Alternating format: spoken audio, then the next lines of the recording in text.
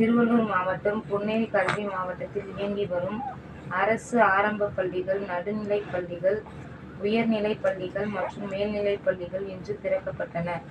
June 2ஆம் தேதி திறக்கப்பட வேண்டிய பள்ளிகள் கோடை வெயில் காரணமாக காலதாமதமாக இன்று திறக்கப்பட்டது. பள்ளிக்கு வந்த மாணவ மாணவிகளை ஊராட்சி மன்ற தலைவர் செல்வராமன், பள்ளி தலைமை ஆசிரியர் இளங்கோ மற்றும் பெற்றோர் இனிப்புகள் கொடுத்து வரவேற்றனர்.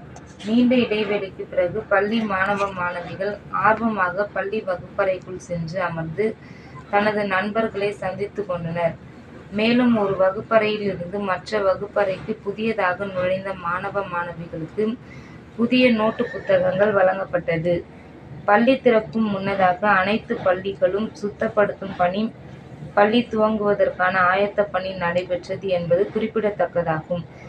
இந்த நிகழ்வில் காட்டூர் ஊராட்சி மன்ற துணைத் தலைவர் ரேவதி சண்முகம், கிராம செயலாளர் பாலு உள்ளிட்டோர் உடனிருந்தனர்.